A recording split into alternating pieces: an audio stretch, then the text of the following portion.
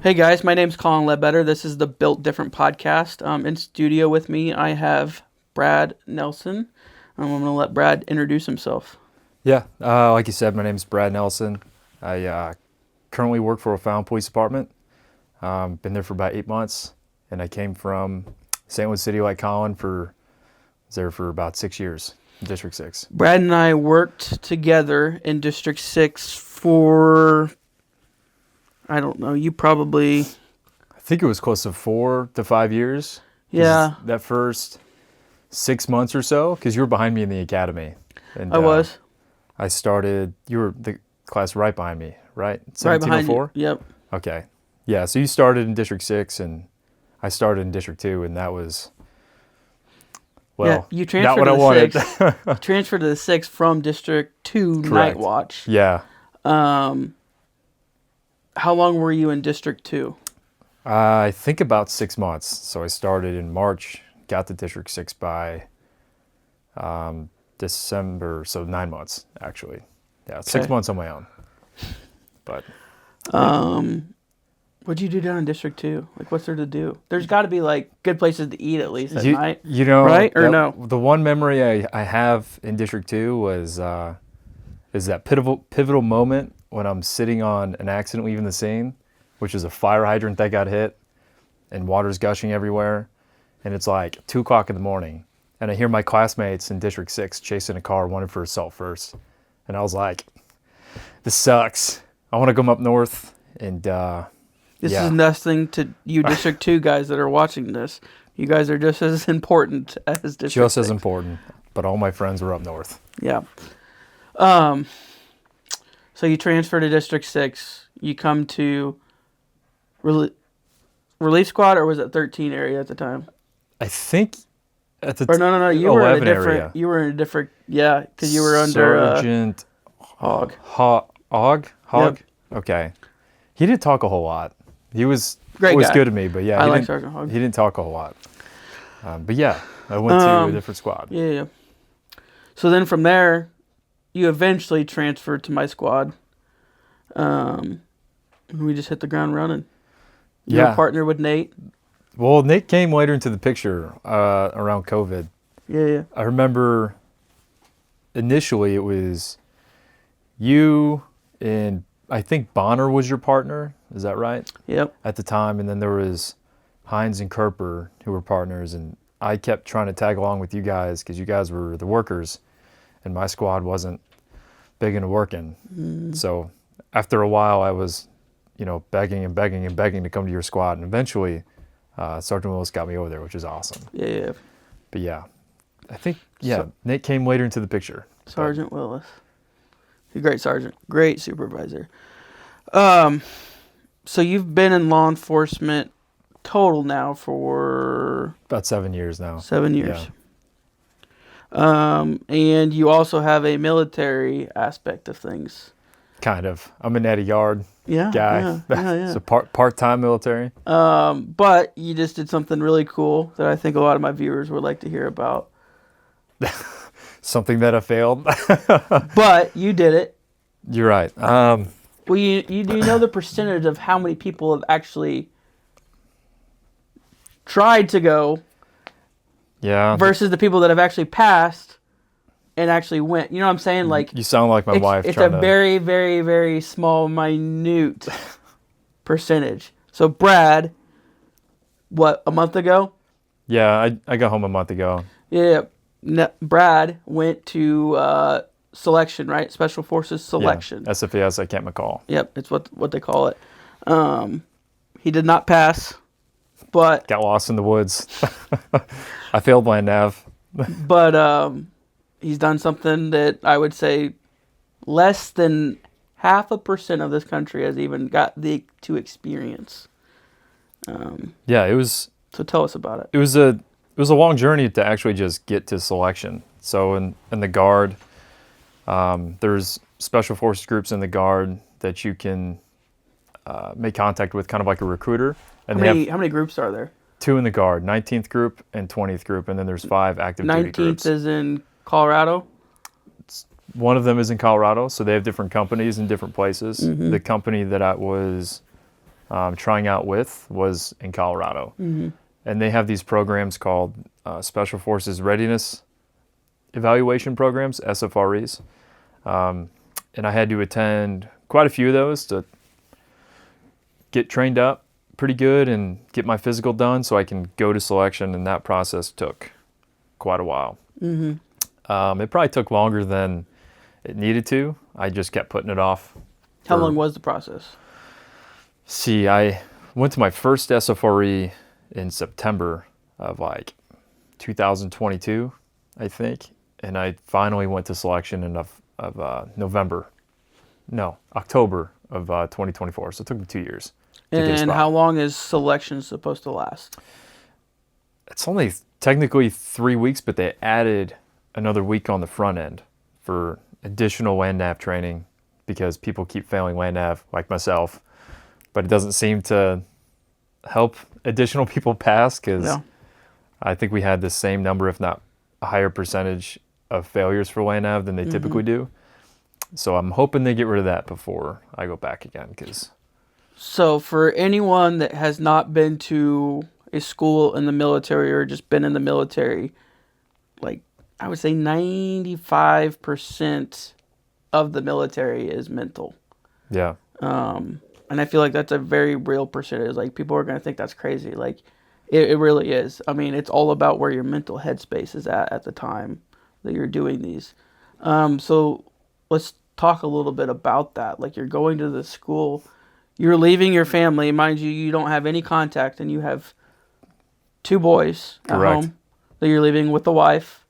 I'm sure she was very thrilled. She was so thrilled. She was thrilled when I came home, for sure. Yeah, so I mean, that mentally just alone has to be going through your head that entire time, that 3 weeks that you were there or whatever, the 4 weeks.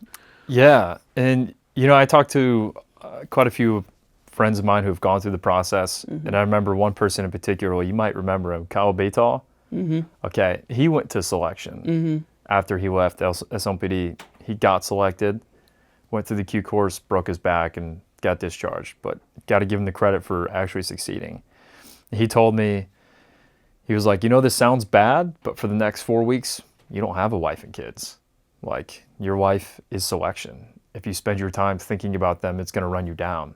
And the truth is, there were times where thinking about them did run me down, but there were times where it helped. I thought about how supportive my wife was through the entire process, supportive of all my training for it, and it, pushed me to keep going.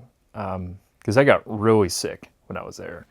I was certain I was going to fail the first gate week, which is like all the rucks and runs that are timed and all that, because of how sick I was. And but no, I thought about how supportive she was. I mean, there was a day where I came home from work late at night, and I was like, hey, I would love to have dinner, but I'm sorry, I got to get this ruck in. And so I came home, and my rucksack was on my porch with my water bottle and a bag of gummy bears and my boots just waiting for me. That's because of Tori. It's because of Tori. Yeah. Awesome. So she was great. Yeah. So I'm going to use Tori as a segue into the policing life. Family is extremely important in the military, but also in policing. Share a little bit about how that probably puts strain and stuff on your family with just you being a police officer. Well, it's kind of 2 different worlds right now of strain and struggle. In St. Louis, the trouble was I wasn't always at home when I was at home. Yeah.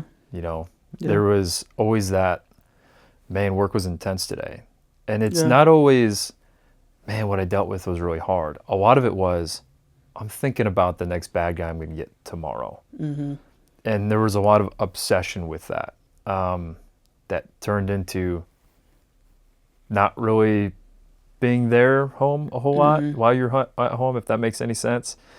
And then her allowing me to spend some of those hours at home training for obviously selection and to stay in shape for work and stuff like that. And I wasn't very good at balancing my work-life world when I was in St. Louis. Now in O'Fallon, the hardship is honestly the schedule. You know, with the 2 kids we have, and she's working part-time. I'm on nights right now. I'm like, nights is a killer.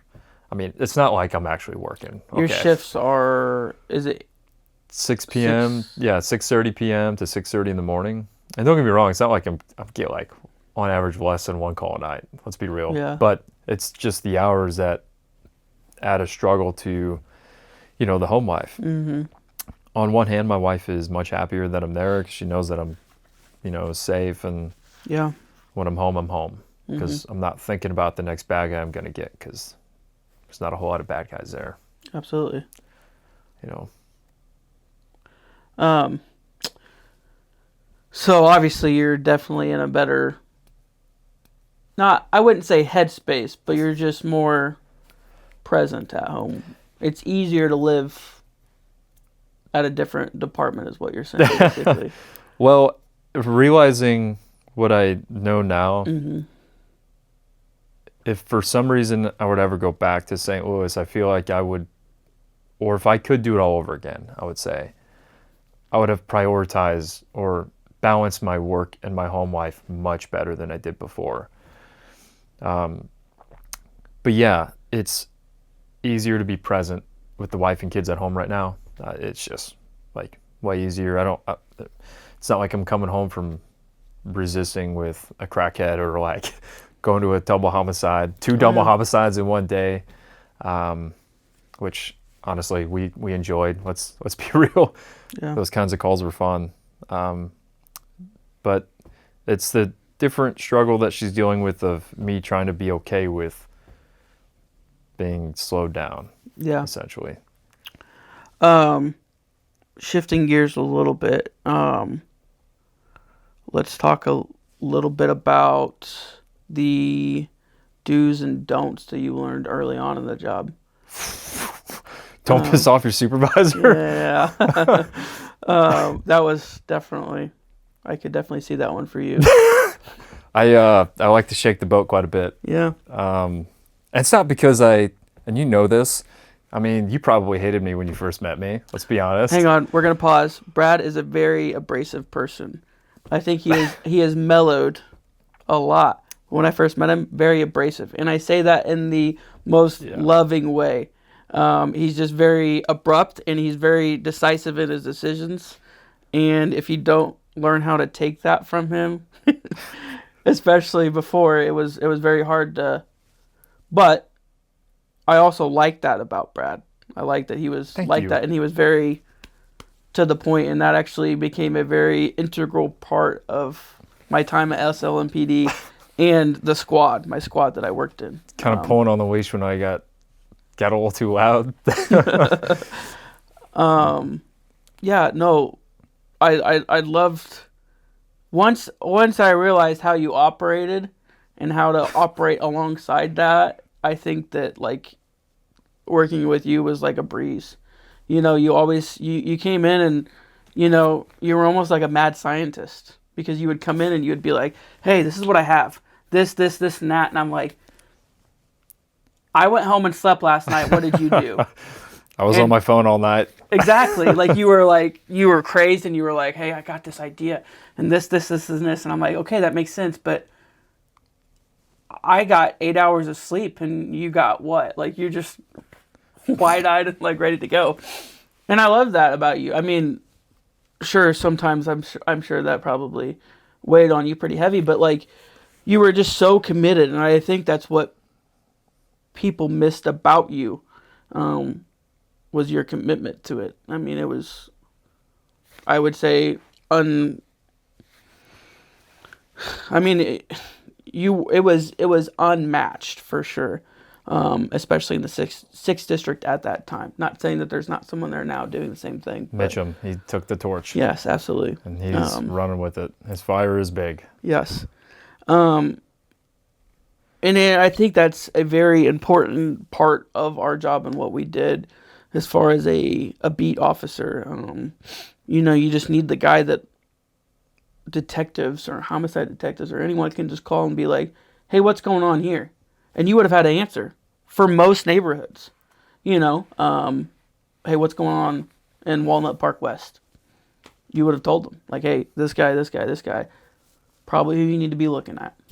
And there's just a, like, the best part about that whole experience for me was like having you and Wos and Spies and Heinz and Kerper like as a team to kind of bounce ideas off of. And you guys to this day have been the only group of guys who heard an idea that wasn't theirs and was open to it. You might have had criticisms, you might have had critiques, but it was open to it. And the best part about our squad, I believe, is like we all had a particular set of skills that we were good at. Like you were very good with the bums, and the bums is a vast network of like, it's like, you know, the spider in Game of Thrones. He's got all his little children who are informants for him. Like that was you with the bums. Yeah. And this is going to sound really weird to the listeners because a lot of people that know me in a different world, you know, I'm not always a people person. I'm very quiet. I sit in the corner, but I felt like I kind of took on that role of the community policing officer within our squad, you know, like I don't know what it was my, you know, my... You were the bum whisperer, man. yeah, my soft country face or what it was, but I don't know, people just seem to want to talk to me versus someone else. You're easy to talk to. Yeah. And plus, like, not only were you the bum whisperer, you were also like a tracking dog with them. You would always find the bum sleeping inside the vacant house, and you always find the bum that had good information. And they knew, yeah, they always knew what was going on in their hood.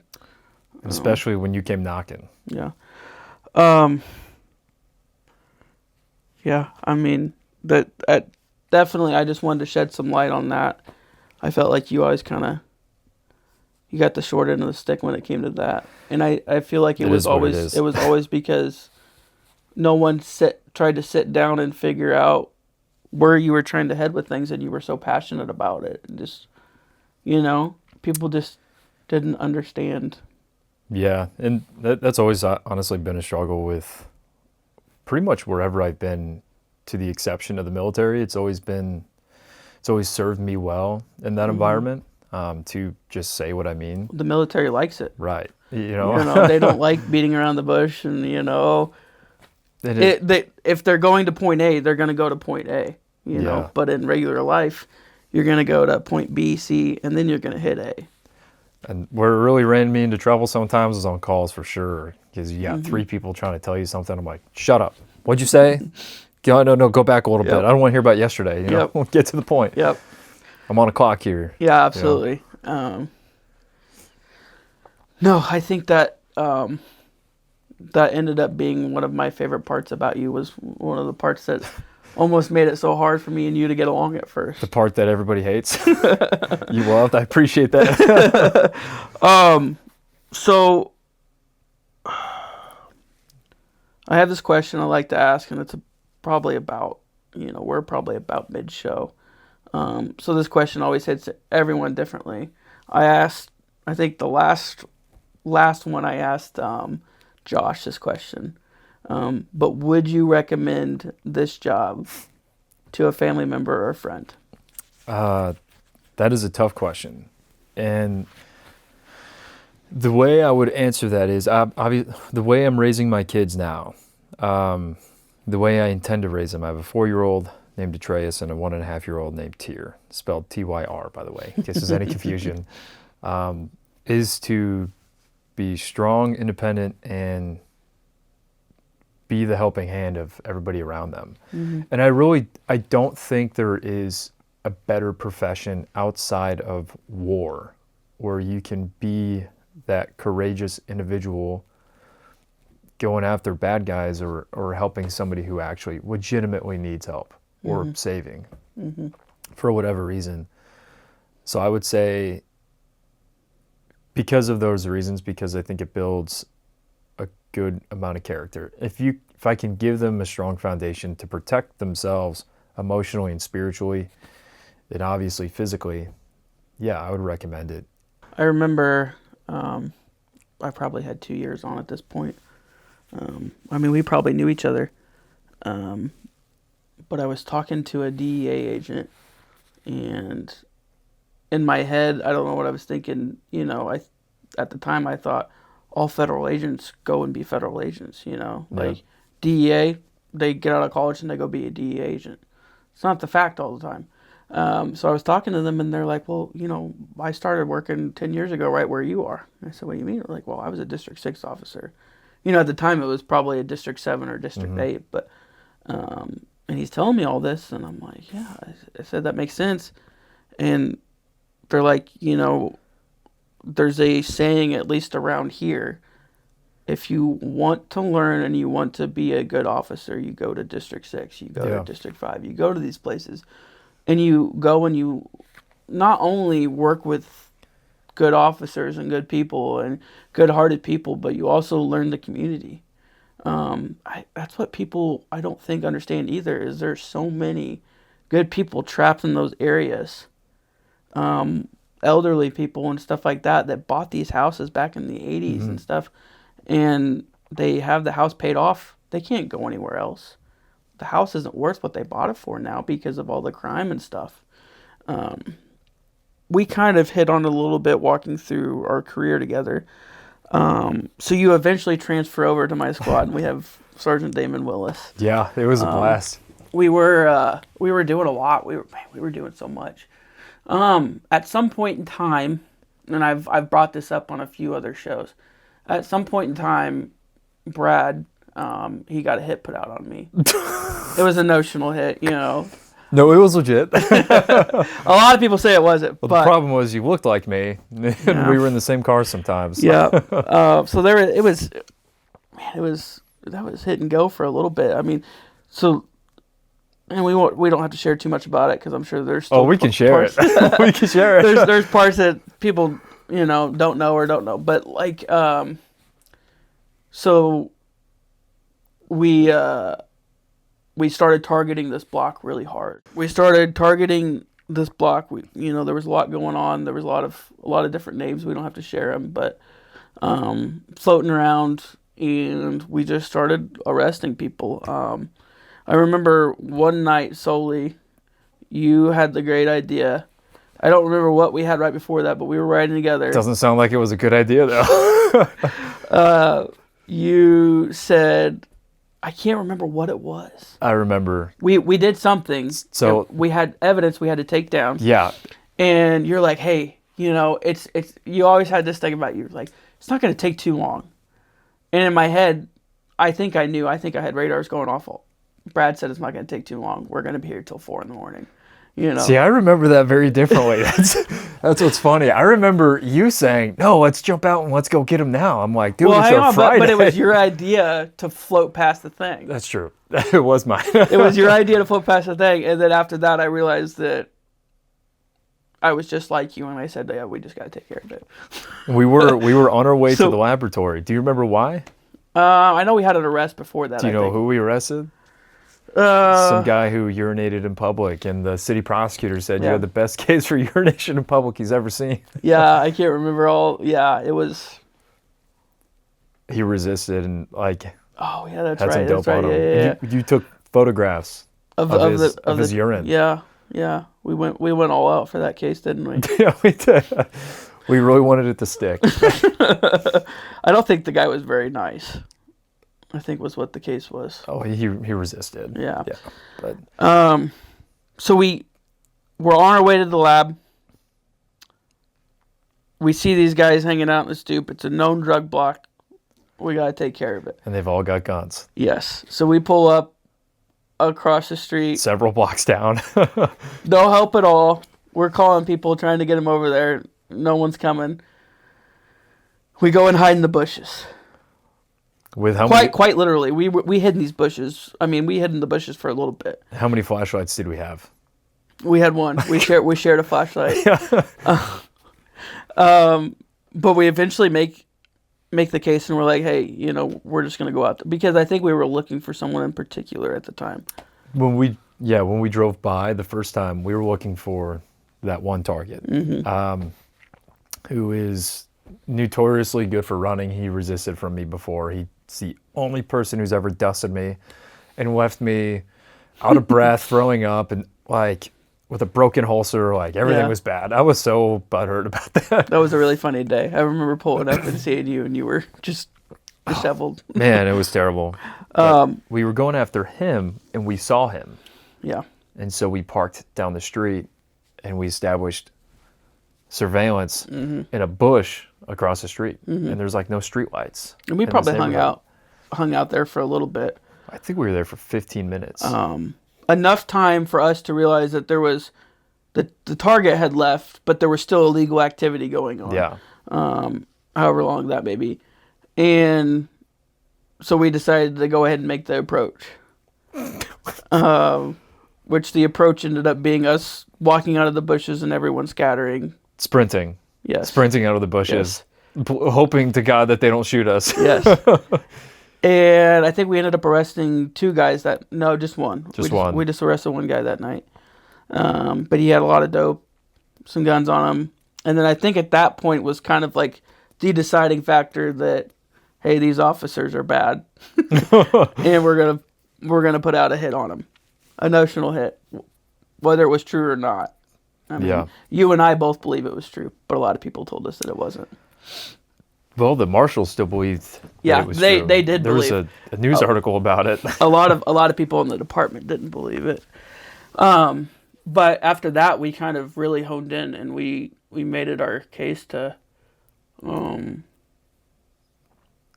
That was the enemy for a while. Yeah, and it pretty much that block pretty much was taken down once we finally got the feds involved with the hit and everything. And I remember the U.S. Marshals coming in, and I don't remember. I remember them coming in, and they got a lot of arrests. It led to a lot of stuff. Yeah. A lot of different stuff. They kicked in a lot of doors that day. They got even the guy that we were looking for that night and stuff, too. I remember getting yelled at that day, too. Yeah, we did get yelled at. I got yelled at. See, it's a we thing. I took it with you. I might have sat outside the office and heard it, but I took it with you. No, it was... They got mad at us for essentially solving that issue by ourselves. There was an issue. We went through our chain of command. Our chain of command did not care. They didn't send that up to the next rank of chain of command who is not on vacation. This person hates my guts, by the way. Yeah. So when they came back from vacation, I got a lot of written reprimands. But, oh well. It was definitely not taken seriously by our department. No. Until the day that we finally... It came down, and because you kind of took things into your own hand, and we contacted some people that we knew. But we went together to the that meeting with that was pretty intense. A lot of 3-letter names, yeah. Yeah. Yeah. It's pretty cool though. I felt completely outside of myself. Like, these people are too important for me. I shouldn't be here. And they were for real, and they took it seriously, and yeah. I always hone that back into that night. That was kind of the pivoting point of a lot of good things happened. A lot of the good things came from that. I think one of the best things that came from that is kind of even though it was, I believe, only you and I who were there, Berginzer helped us. He's the only one who came to the back alley when we're like, we need reinforcements, dude. Yeah. There's too many of them. Yeah. And I think that was a pivotal point for our squad kind of being like, okay, we can make this. We've got a direction. Yeah. Yeah, I think that it was definitely kind of like that point of we can actually do something. We can, I feel like it was always throwing tacks on a wall and seeing what stuck. And then at that night, it was like, hey, we can actually make a difference. We can actually shut this down, shut some of this down, and actually, squash it out and make a difference in these blocks and these neighborhoods. And it did for a while. I think it popped back up, but it did for a while. It was. These were quiet. Anytime we were at work, these neighborhoods were quiet. And, I think we got some of our or inspiration from the movie Sicario to try to do some agency tactics on these guys. But Yeah. it was a great time. Yeah, there was a lot of different stuff going on in that block. They started, I don't know if you remember, but they started like blocking off the alleyways because that's the way we were. With rocks. Yeah. Big rocks. They were putting rocks in the middle of the alleyways. Just all sorts of different stuff to. And then one of the try officers to like block it off. urinated on one of those rocks. I Yeah. don't know who it was, but Yeah. Let's talk about the. I'm trying to think of some other stories that we have together. There's so many. Oh, I know one. yeah, Maybe share you it. want to explain it Share it. because I remember specifically. This is when I realized, okay, Colin knows his bombs. I forget which road it was. It was the road just east of Union, just north of Bircher. So like, there was this vacant house that this guy would always go into, and you knew who he was by name. Mm-hmm. And you would always knock on the door and say, St. Louis City Canine Division, and start barking like a dog. Mm-hmm.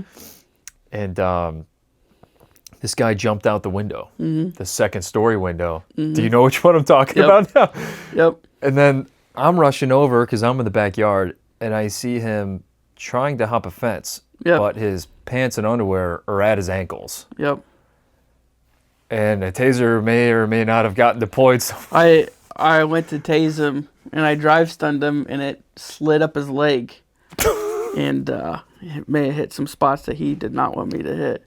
I just And remember. this was a guy that I know. Like Yeah. like every time I'd stop and talk to him on the streets, he would talk to me and stuff.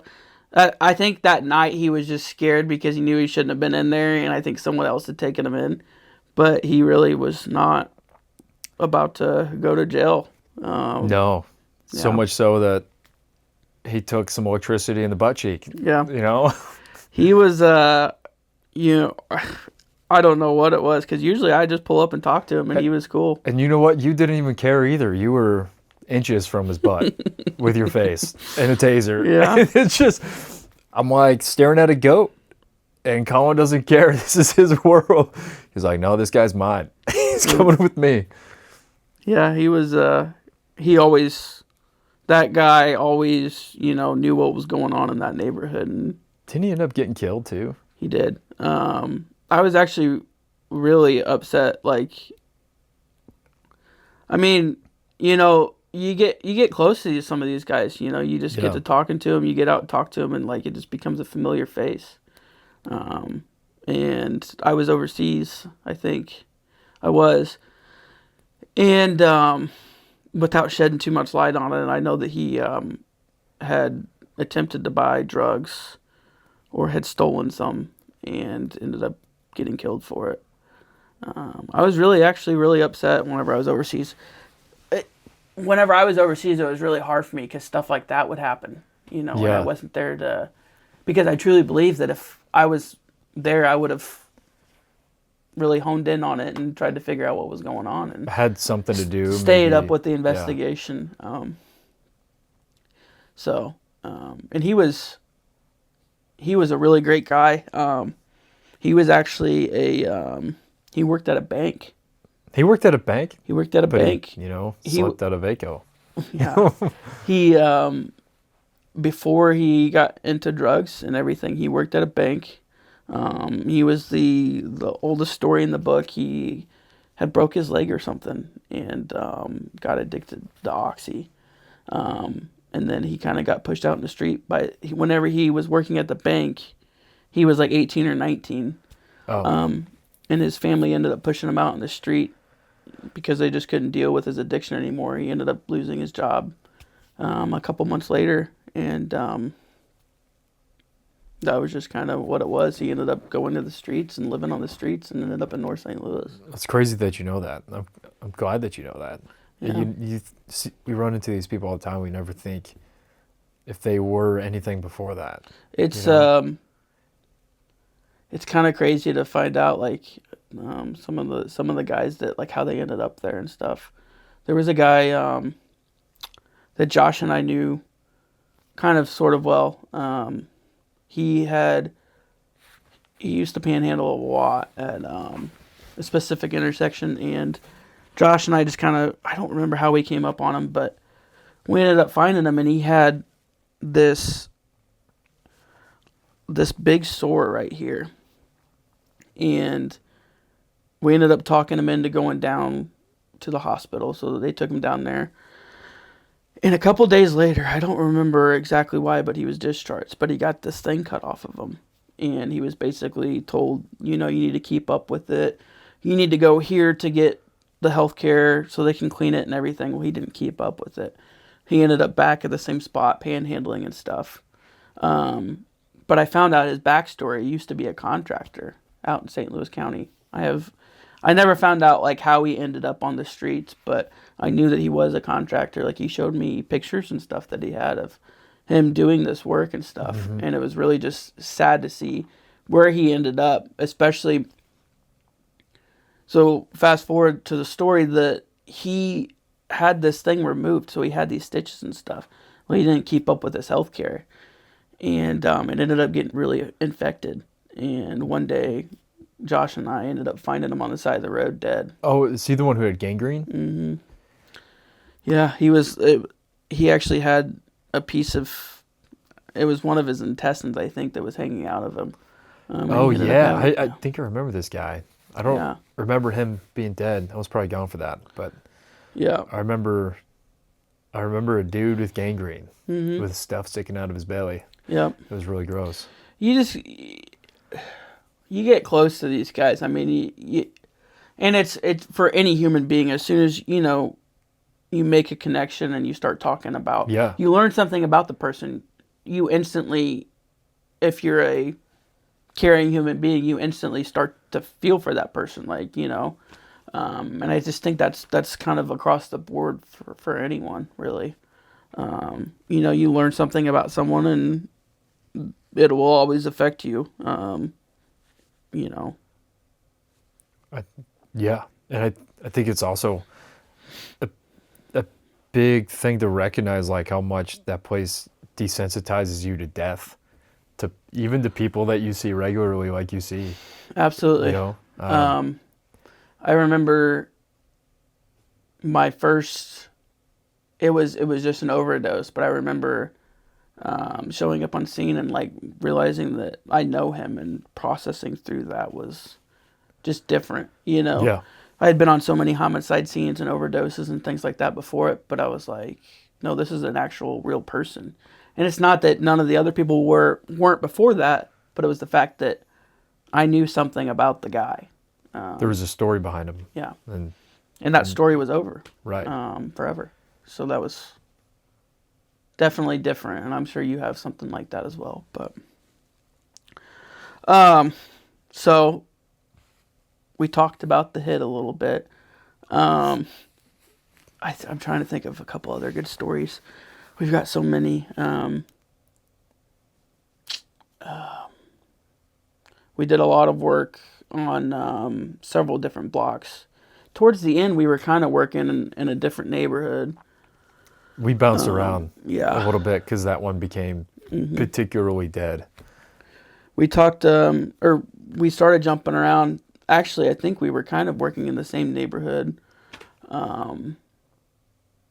as the guy that ended up in my shooting and stuff at the end.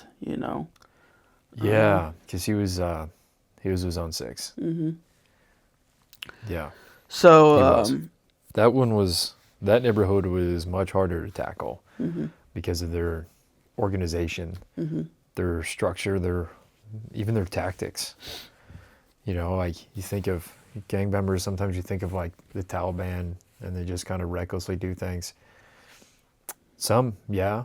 Others, like they've got tactics, and you know what? We've said this before to each other all the time. And this is something our squad like recognized, and I was proud of our squad recognizing it, that these people participate and get real combat experience more than we ever do. It's true. How many shootings have they been in?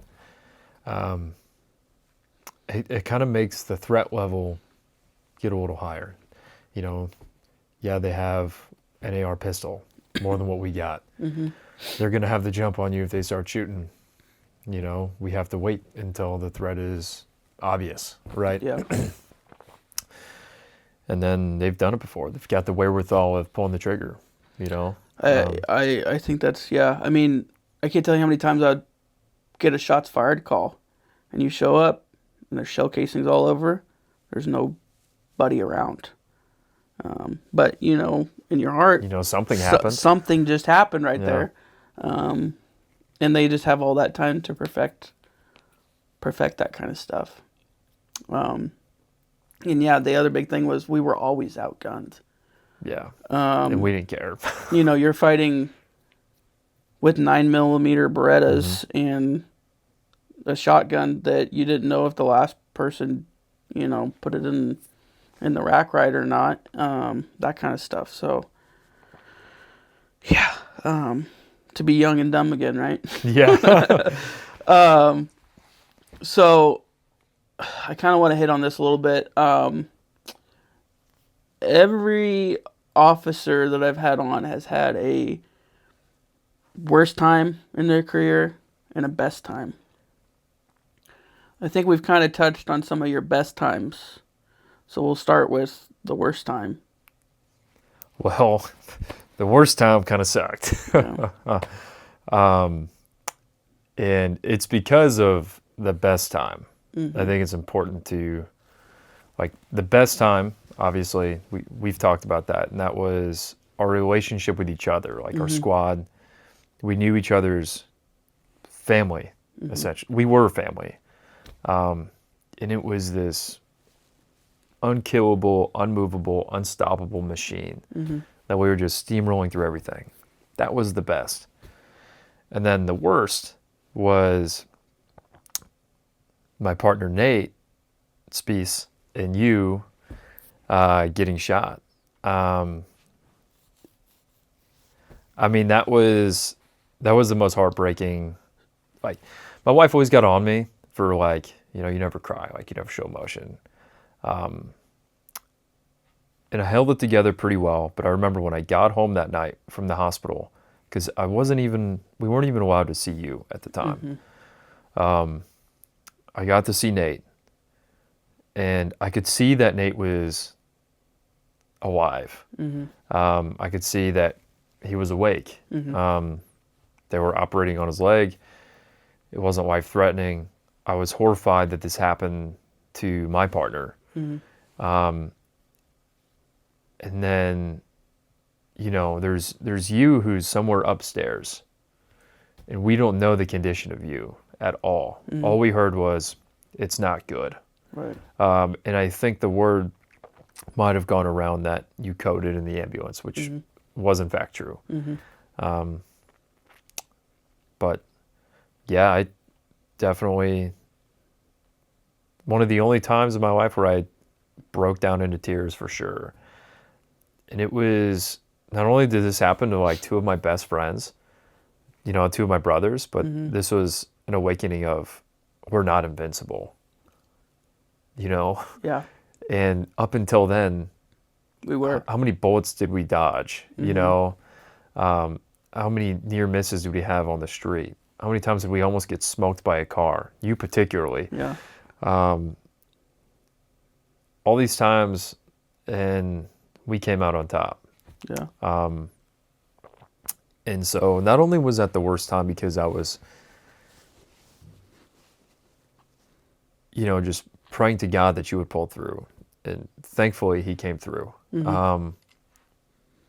But the months and years following that was the end of a legacy, right? The end of our squad. It didn't end our relationships, but it ended something that was, like, so beautiful and that I really cherished.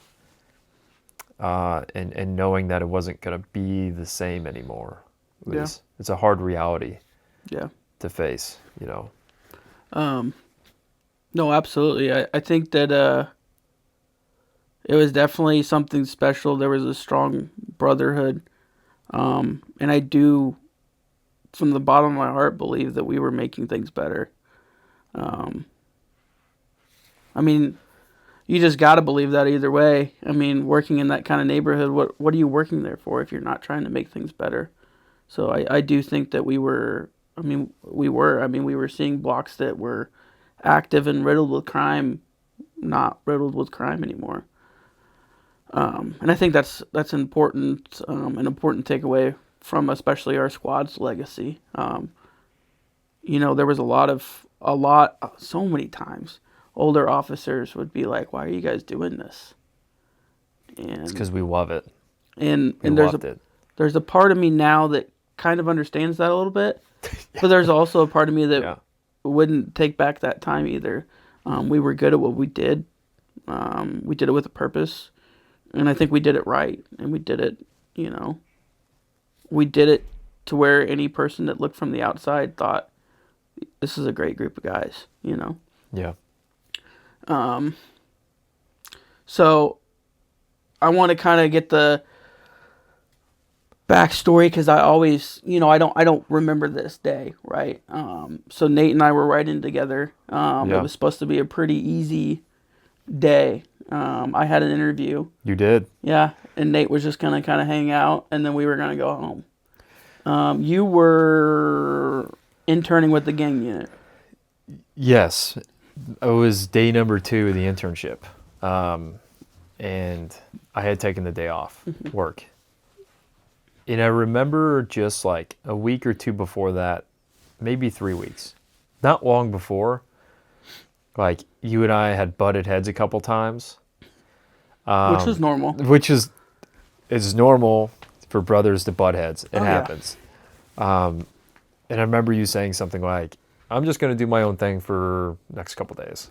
And then Nate and I stir something up, have this felony fling that kind of turns into almost a 7250. And who was the first person on scene? You. Yeah. You're the first person to show up and, get on the radio and make it sound like we had everything under control. We did not. Yeah. So, yeah, I remember that. Okay, I brought that up because it's important. We were butting heads a little bit. But we had this previous discussion on who was going to apply for what, because a DEI spot opened up and a mobile reserve spot opened up at the same time. And we didn't want to compete against each other because we wanted us both to go somewhere, essentially is how I remember us feeling. And I think we had decided that I was going to apply for mobile and you were going to apply for DEI.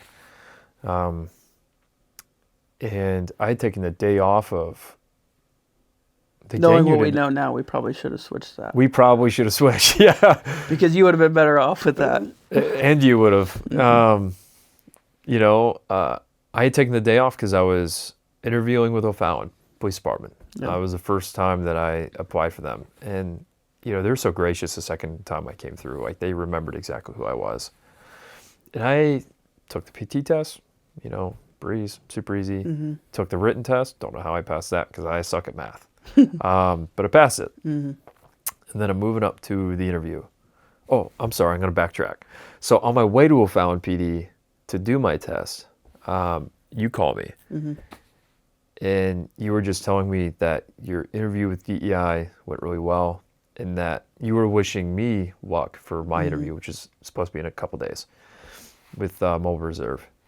And I remember because we had just hung up the phone and I was like, okay, Colin doesn't hate me. He's wishing me well. And he called me to tell me about his interview. And I was like, thank you. All right, cool. We're still friends. It was really good to hear.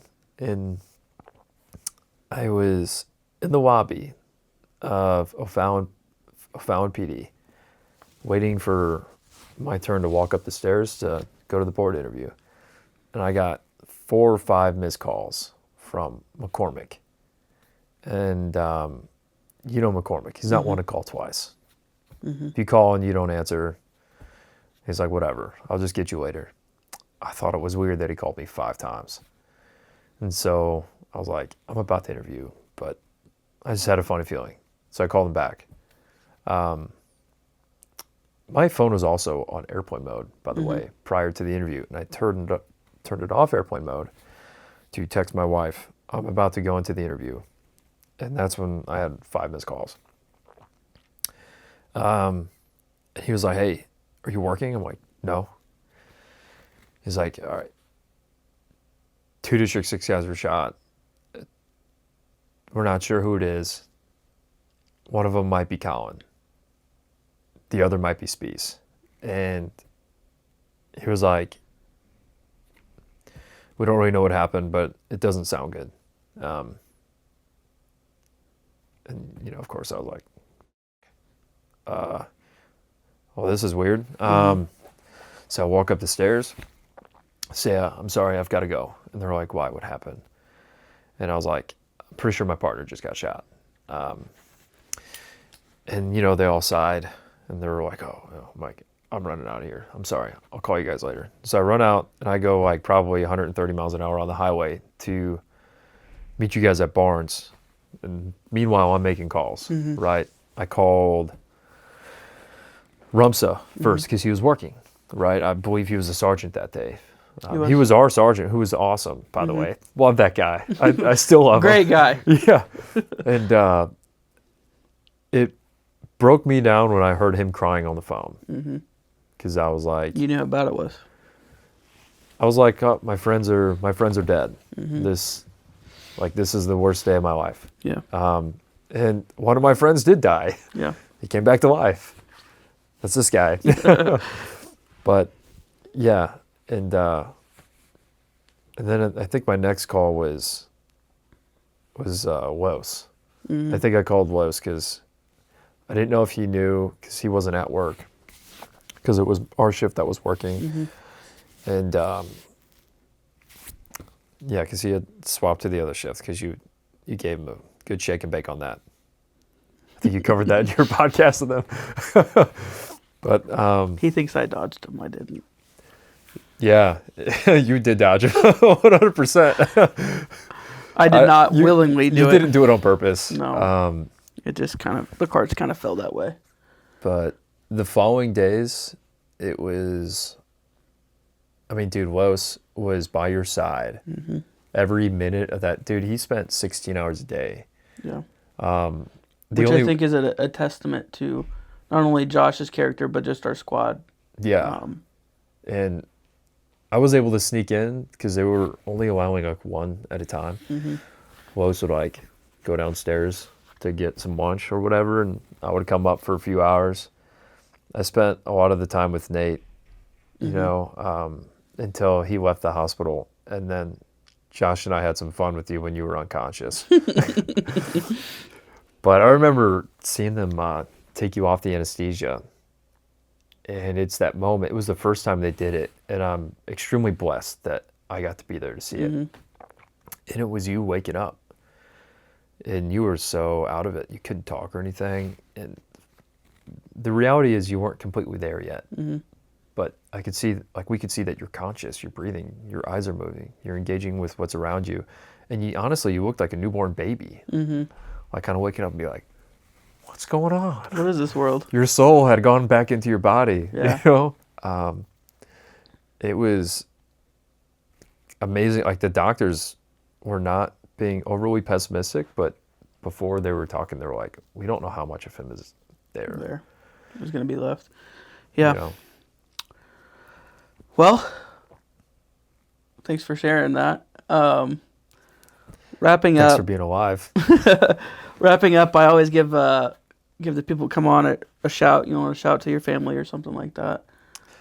Yeah, I want to shout out to my wife, Tori. She's the best supporter I could have ever asked for. And my two kids are fantastic. My oldest tells me all the time he wants to be a firefighter, soldier, police officer, Green Beret, is what he says. In that order. Green Beret is last, obviously. Yeah.